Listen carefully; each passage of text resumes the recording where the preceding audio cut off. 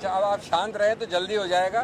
मैं संक्षेप में हिंदी में बोलूँगा, संक्षेप में अंग्रेजी में बोलूँगा, आप सब शांत रहें। कवर कर लेता कैमरा। दोस्तों रेडी?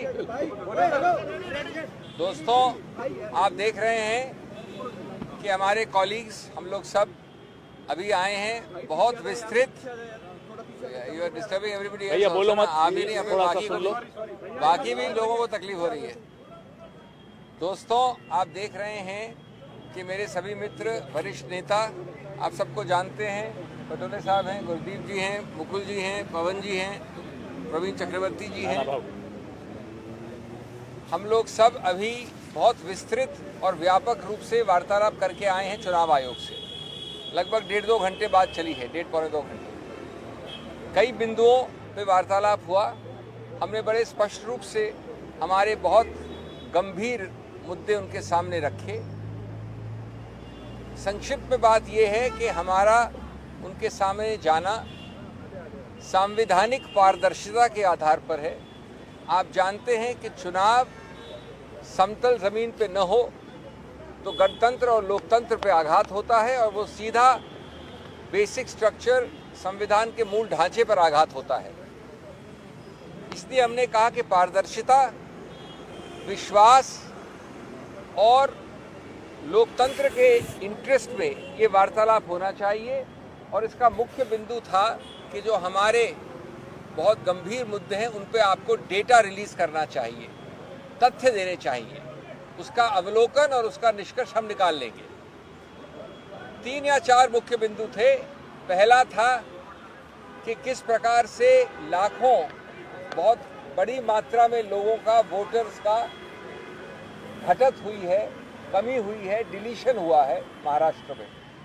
हमने कहा है कि इसके जो पर्याप्त फॉर्म होते हैं, इसके एक तौर तरीका होता है, घर घर जाके इसको प्रमाणित करना होता है। उस प्रक्रिया के लिए हमें booth wise, polling booth wise और कॉन्स्टिट्यूंसी वाइज विस्तृत डेटा चाहिए जो अभी अवेलेबल नहीं है। उससे मालूम पड़ेगा कि इतना बड़ा नंबर जो लोगों का डिलीशन हुआ है वो किस आधार पे हुआ है, क्यों हुआ है, कैसे हुआ है। ये हुआ बिंदु नंबर 1।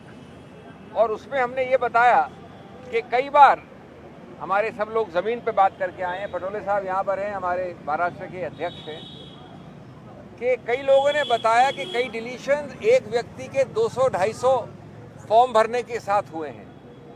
ये असंभव है। इससे मालूम पड़ता है कि एक साथ सामूहिक रूप से आप विकृत करना चाह रहे हैं चुनाव प्रणाली को। दूसरा हमारा बिंदु था इसी रूप में वोटर लिस्ट में जोड़ना, एडिशंस।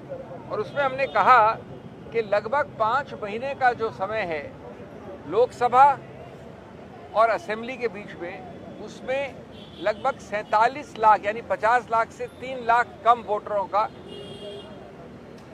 जोड़े गए हैं, एडिशन हुआ है। इसका औचित्य क्या है? इसके फॉर्म्स कहाँ हैं? फॉर्म 6 हो, फॉर्म 7 हो। इसका डोर टू डोर वेरिफिकेशन कैसे है, किस आधार पे हुआ है? हमको वो रॉ डेटा चाहिए।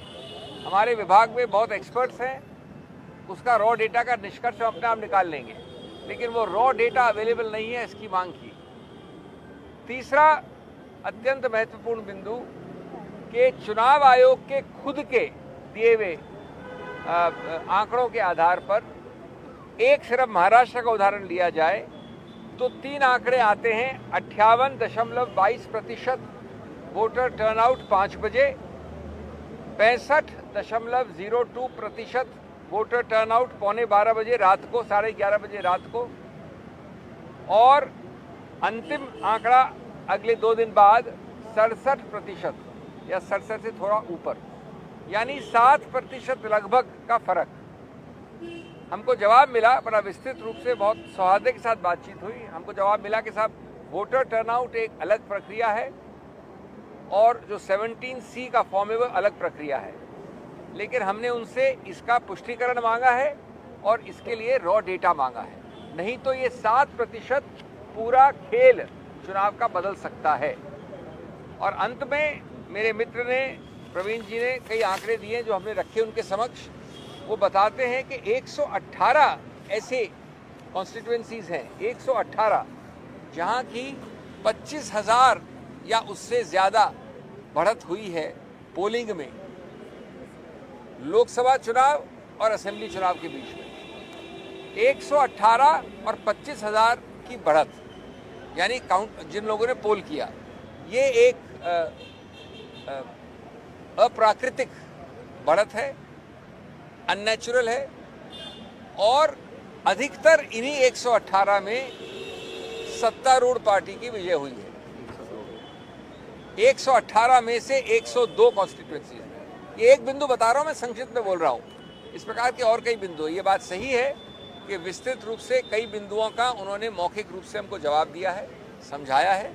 जैसा मैंने कहा, बड़े सौहार्द और अच्छे वातावरण में ये डिस्कशन हुआ, और वो हमको लिख के भी इसका स्पष्टीकरण देंगे।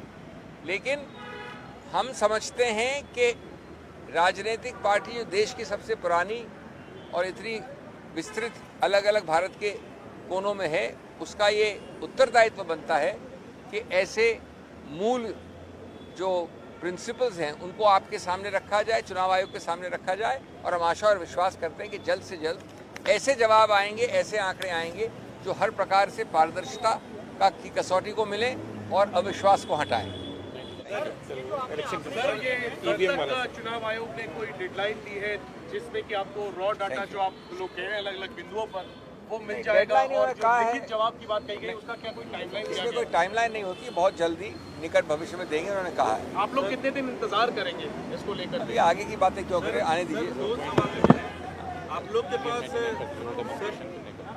सर, आप लोग के पास एक आंकड़ा है कि 47 लाख जुड़े हैं लोकसभा चुनाव से विधानसभा। क्या आपने वो आंकड़ा दिए हैं कि कितने डिलीट हुए हैं इन महीनों में? दूसरा सवाल ये है कि 74 या 76 लाख वोट ज़्यादा वोट पड़े हैं जो आपने बताया, और वो परिणाम को बदल सकता है।